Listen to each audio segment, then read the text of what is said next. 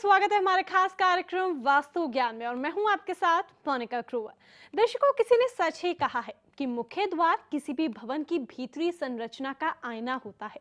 मुख्य द्वार को देखने से ही ये पता चलता है कि उस भवन में रहने वाले सदस्यों का लाइफस्टाइल कैसा है। अगर मुख्य द्वार व्यवस्थित तरीके से ना बना हो या फिर टूटा फूटा हो तो उस भवन में नकारात्मक ऊर्जा अधिक सक्रिय हो जाती है और भवन में सकारात्मक ऊर्जा का प्रवाह कम होने लगता है, जिस कारण विचारों में नेगेटिविटी आती है और तरक्की के रास्तों में रुकावटें पैदा होने लगती हैं। इसीलिए जरूरी है कि आपके भवन का मुख्य द्वार पूर्णतया वास्तु शास्त्र के अनुरूप बना हो। वास्तु शास्त्र के नियमों के अनुसार कैसा हो आपके भवन का मुख्य द्वार, इसी पर चर्चा करने के लिए हमने अपने स्टूडियो में आमंत्रित किया है वास्तु शास्त्र विशेषज्ञ एवं ज्योतिषाचार्य पंडित अशोक कुमार शर्मा जी को। तो अशोक जी, बहुत बहुत स्वागत है आपका हमारे कार्यक्रम में। धन्यवाद। वास्तु शास्त्र के नियमों के बारे में क्योंकि बात होगी आज आपके भवन के मुख्य द्वार के बारे में। दर्शकों, किसी भी भवन के मुख्य द्वार के सुंदर और आकर्षित होने के पीछे धार्मिक और वैज्ञानिक दोनों ही कारण मौजूद है। क्यों सुंदर और आकर्षक होना चाहिए भवन का मुख्य द्वार, आज हम इसी विषय पर चर्चा करेंगे। तो चलिए शुरू करते हैं हमारा खास कार्यक्रम वास्तु ज्ञान।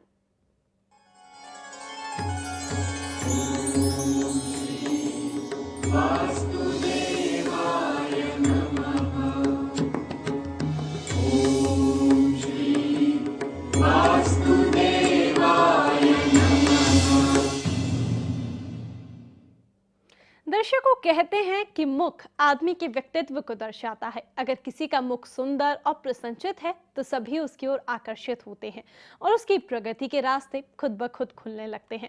ठीक उसी तरह अगर आपके भवन का मुख्य द्वार सुंदर और आकर्षित हो और वास्तु शास्त्र के नियमों के अनुरूप बना हो तो उस भवन में सकारात्मक ऊर्जा का भरपूर प्रभाव बना रहता है और किसी भी प्रकार की नेगेटिविटी भवन में रहने वाले सदस्यों के करीब तक नहीं आती।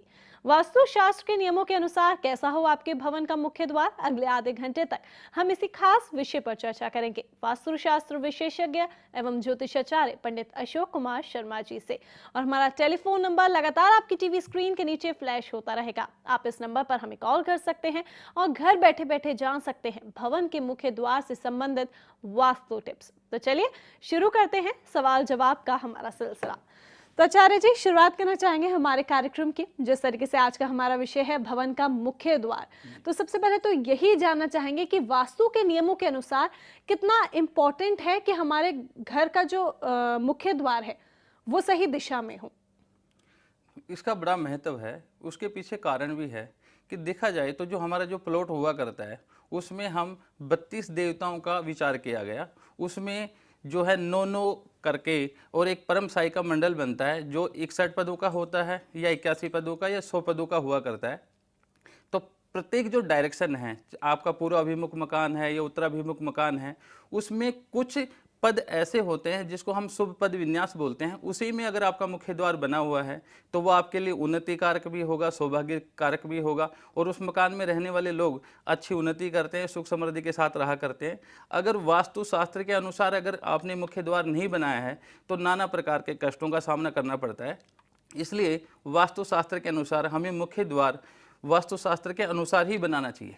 तो यानी कि जो हमारे घर का मुख्य द्वार है वो वास्तु के नियमों के अनुरूप ही बना होना चाहिए और अगर वैसा नहीं है तो बहुत सारे नाना प्रकार के कष्टों का हमें सामना करना पड़ता है। किस प्रकार की कठिनाइयों का सामना करना पड़ता है हम कार्यक्रम में आगे चलकर चर्चा करेंगे, लेकिन उससे पहले आपसे जानना चाहते हैं कि जब हम अपने भवन का मुख्य द्वार बनवा रहे हैं तो क्या उसके पीछे सिर्फ वैज्ञानिक कारण होते हैं या फिर धार्मिक कारण भी होते हैं? देखो, हमारी जो पृष्ठभूमि है, भारतीय जो पृष्ठभूमि है, उसमें धर्म की बात तो हर जगह की गई है जी।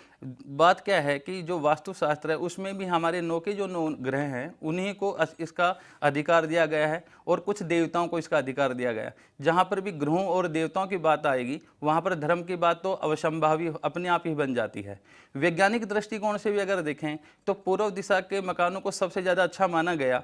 उसके पीछे जो मुख्य कारण है वो यही है कि पूर्व दिशा में सूर्य उदय हुआ करता है और सुबह सुबह जो उसकी पैरामैंगनी जो किरणें हैं वो घर के अंदर तक प्रवेश करती हैं, जिसके कारण से उस मकान में रहने वाले जो लोग हैं उनका स्वास्थ्य बहुत अच्छा रहा करता है।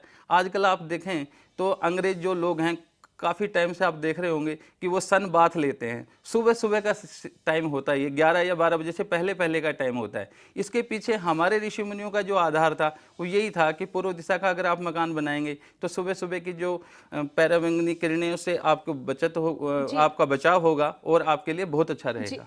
तो आचार्य जी हम अपनी चर्चा को आगे बढ़ाएंगे, लेकिन उससे पहले हमारे पहले कॉलर जो हमारे साथ जुड़े हैं आज के कार्यक्रम में, उनसे बात करना चाहेंगे। तो हमारे साथ सतेंद्र जी जुड़े हैं पंजाब से, उनसे बात करते हैं। बहुत बहुत स्वागत है आपका। हेलो जी, बहुत बहुत स्वागत है आपका। नमस्कार सतेंद्र जी, अपना सवाल पूछिए। हेलो जी, अपना सवाल पूछिए। मैम, मैं सैमसंग बोल रहा हूँ अमृतसर से। जी मैम, मेरे ना घर में जो प्रॉब्लम ये है कि वास्तु का दोष चल रहा है। जी तो इसमें जो कोई भी ना पूरी बिगड़ चल रही है, कोई बैकअप नहीं है मेरे घर में, कोई सिस्टम बिगड़ा हुआ है, सभी सलाब भी है। और कोई इसका कोई उपाय बताएंगे आप? कौन सी दिशा में मेन गेट हो या फिर टॉयलेट वगैरह मेरे सीढ़ियों के नीचे पड़ा हुआ है, तो इसका भी कोई दोष चल रहा हुआ क्या? जी, हम आपको अभी इसके बारे में जानकारी देते हैं। तो सतेंद्र जी के सवाल का आप क्या जवाब देना चाहेंगे? देखिए सतेंद्र जी, सब एक प्रश्न आपने ये किया कि किस दिशा में आपका मुख्य द्वार होना चाहिए। ये सबसे बड़ी समस्या है कि जिस डायरेक्शन का आपका प्लॉट होगा, अगर वो पूर्वाभिमुख है तो आपको पूर्व में ही मुख्य द्वार बनाना पड़ेगा, और वो उत्तराभिमुख है तो उत्तर दिशा में बनाएंगे। इसी प्रकार चारों दिशाओं में से किसी भी दिशा में आपका जो प्लॉट है, मकान है, उसी के अंदर आपको जो है मुख्य द्वार बनाना पड़ेगा। लेकिन एक बात जरूर है कि शुभ पद विन्यास के अनुसार, जैसा वास्तुशास्त्र बतलाता है, उसी के अनुसार अगर आप बनाते हैं तो ज़्यादा लाभकारी होता है। दूसरी बात, आपने कहा कि मुख्य द्वार है, उसी में आपने जो है आपका स्टेयर्स जा रही है और उसके साथ में आपने शौचालय भी बनाया हुआ है। लेकिन अगर नॉर्थ फेसिंग या आपका ईस्ट फेसिंग है तो उसमें आपने अगर जो है शौचालय बनाया हुआ है तो वो वास्तव में देखा जाए तो काफ़ी दिक्कतें पैदा करता है। साउथ फेसिंग में भी करता है, क्योंकि अभी आपने हमें ये भी नहीं बताया कि वो जो है अगर नॉर्थ फेसिंग है तो वो नॉर्थ वेस्ट में बना हुआ है या आपके नॉर्थ ईस्ट में बना हुआ है। तो आप पूरी तरह से या तो किसी अच्छे वास्तुविद से कंसल्ट कीजिए या खुद आप कंपास लेकर के अपनी अच्छी तरह से जानकारी इकट्ठी कीजिए कि आपका कौन सा फेसिंग का प्लॉट है और कहाँ पर आपने क्या बना रखा है। उसके अनुरूप तो आपको कुछ अच्छा उपाय बता सकते हैं हम। जी बिल्कुल, क्योंकि वास्तु देखा जाए तो पूरी तरीके से दिशाओं का ही खेल है। तो सतेंद्र जी, यहाँ पे हम आपको यही राय देना चाहेंगे, आपने जो हमसे प्रश्न पूछा है उसमें सही से आपने हमें दिशाएं नहीं बताई हैं, तो आप कंपास लेके या तो दिशाएं पहले अपनी तय कीजिए सारी कि कौन सी चीज किस दिशा में है, और या फिर आप किसी अच्छे वास्तु विशेषज्ञ से जरूर कंसल्ट कीजिए, क्योंकि जो वास्तु है वो पूरा दिशाओं का खेल होता है। फिलहाल अगले दर्शक हमारे साथ जुड़े हैं, नीलू जुड़ी हैं दिल्ली से, उनसे बात करते हैं। बहुत बहुत स्वागत है आपका, सवाल पूछिए। नमस्कार। नमस्कार जी नमस्कार। हाँ जी, हम रहते तो रेंट पे हैं, लेकिन हमारा जो मेन गेट है जहाँ से एंट्रेंस होती है वो दक्षिण मुखी है। जी तो मतलब कि हमारे घर में अब पैसे से वही आर्थिक तंगी बहुत ज्यादा आ गई है। इसके लिए कुछ आप बताएंगे? जी बिल्कुल, अभी हम आपको इसका उत्तर देते हैं। क्या कहेंगे आचार्य जी? देखो, आप रेंट पे रह रहे हैं, चाहे आपका अपना ही मकान है, देखा जाए तो जिस स्थान पर भी आप रह रहे हैं वहाँ का वास्तु आपको पूर्णतः से प्रभावित किया करता है। अगर दक्षिणाभिमुख अगर आपका जो है प्लॉट का, मकान का जो मेन गेट है, अगर वो आपको बहुत ज़्यादा दिक्कत कर रहा है तो शुरू में आप क्या कीजिए कि पंचमुखी हनुमान जी का एक पिक्चर जो है वो आप चाहे तो कहीं से खरीद लीजिए या आप उसको जो है फ्रेम में भी बनवा सकते हैं, वो या मूर्ति भी आप अपने जो मेन गेट है उसके ऊपर टांग दीजिए। और चांदी की जो है एक तार बनवा करके आपका जो मेन गेट पड़ता है उसके नीचे भी आप उसमें लगा सकते हैं। दोनों तरफ आप स्वस्तिक चिन्ह बना दीजिए, सूर्य और चंद्रमा बना दीजिए रोली से। ऐसा करने से भी किसी हद तक जो है साउथ फेसिंग जो आपका मुख्य द्वार है उसके कारण जो नकारात्मक प्रभाव हो रहा है उससे आपको थोड़ी सी तकलीफ जो है वो कम होगी और फ़ायदा ज़्यादा अच्छा होगा आपको। तो नीलू जी, उम्मीद करते हैं कि आपको आपका उत्तर मिल गया होगा और आचार्य जी ने जो आपको उपाय बताए हैं उन उपायों को जरूर अपना के देखिए, निश्चित तौर पर आपको लाभ होगा। तो आचार्य जी, अपनी चर्चा को अब आगे बढ़ाना चाहेंगे। वास्तु के नियमों के अनुसार हमारे घर का जो मुख्य द्वार है वो कैसा होना चाहिए और किस दिशा में होना चाहिए, विस्तार से जानना चाहेंगे।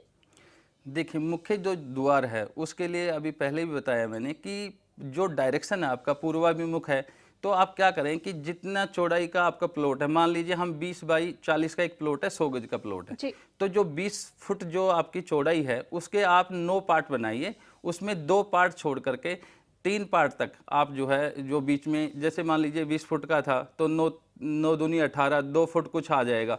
तो इस प्रकार से आप 2 या 4 फुट कुछ इंच छोड़ने के बाद जो स्थान बनता है उसको स्वपद विन्यास कहते हैं। अगर उसमें आप मुख्य द्वार बनाएंगे तो बहुत अच्छा होगा। लेकिन वेस्ट फेसिंग में आप जाएंगे तो वहाँ पर नियम थोड़ा सा अलग हो जाता है। ऐसे ही आप नॉर्थ फेसिंग है उसमें भी, लेकिन सब जगह नियम एक लगता है कि आप जितना भी आपका फ्रंट है उसका आप 9 पार्ट बनाइए। वो फुटों में बना लीजिए, इंचों में बना लीजिए। 2 या 3 पद छोड़ने के बाद आपको मुख्य द्वार बनाना चाहिए। अगर इस तरीके से आपने नहीं बनाया है तो फिर क्या है कि कई प्रकार के कष्टों का सामना करना पड़ता है। हमारे यहाँ पर जो 32 देवता हैं उसमें पर्जन्य है, ईश है, दिति है, आदिति है। तो ये जो देवता हैं इनका क्या कहना है कि अगर हमारे पद विन्यास में जहाँ पर हमारा स्थान पड़ता है वहाँ अगर आप मुख्य द्वार बनाएंगे तो हम आपको सुख, समृद्धि, ऐश्वर्य, मान, प्रतिष्ठा आदि प्रदान करेंगे। कुछ देवता ऐसे हैं जो कहते हैं कि अगर हम पे आपने अगर मुख्य द्वार बनाया तो हम आपको रोगी बना सकते हैं, आपको कर्जावान बना देंगे, आपके घर में कहीं न कहीं क्लेश जैसी परिस्थितियाँ होंगी।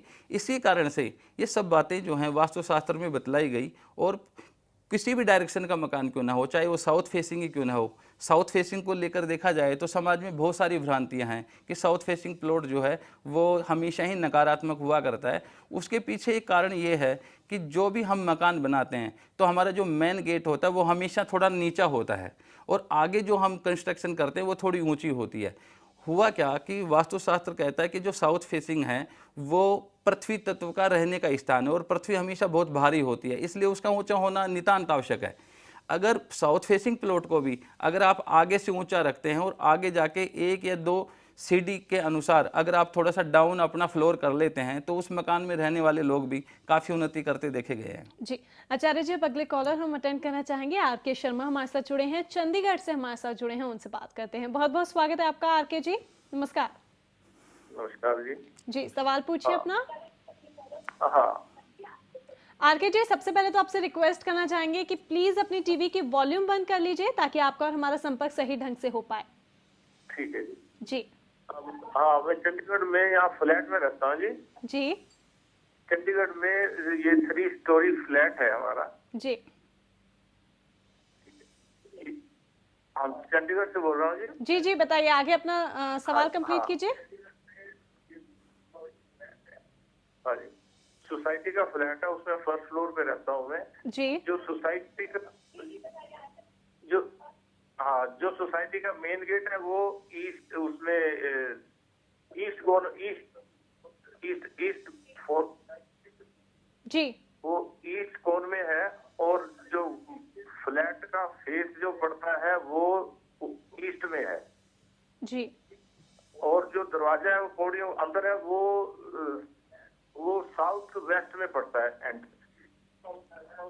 जी। साउथ। तो ये आप बताएं उसके लिए कोई ये ठीक है या इसमें क्या? जी हम आपको भी इसके बारे में उत्तर देते हैं। तो जो दिशाएं इन्होंने बताई हैं आचार्य जी, क्या वो ठीक है, वास्तु के अनुरूप हैं? देखो, साउथ वेस्ट में मुख्य द्वार नहीं होना चाहिए। साउथ वेस्ट में अगर आप, सबसे बड़ी समस्या क्या है कि जितने भी जो फ्लैट हुआ करते हैं उनमें जो आपके प्लॉट की जो लास्ट एक दीवार होती है जहाँ से वो शुरू होता है और जहाँ पर उसका अंत होता है, तो वो उसके कोने के पास ही हमेशा मेन दरवाज़ा हुआ करता है।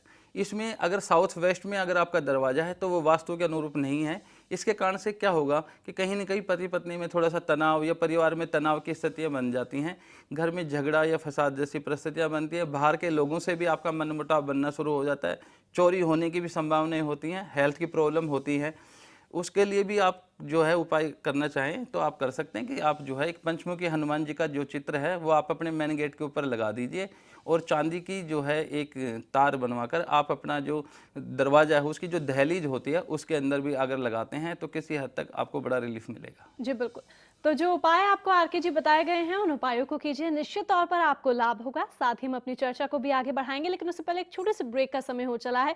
अभी तक हमने बात की है कि वास्तु के अनुसार आपके घर का मुख्य द्वार कैसा होना चाहिए और किस दिशा में होना चाहिए। ब्रेक के बाद बात करेंगे कि अगर वास्तु अनुरूप आपके घर का मुख्य द्वार नहीं बना है तो किन किन प्रकार की कठिनाइयों का आपको सामना करना पड़ सकता है, बात करेंगे लेकिन इस ब्रेक के बाद। तब तक के लिए देखते रहिए सर्वधर्म संगम।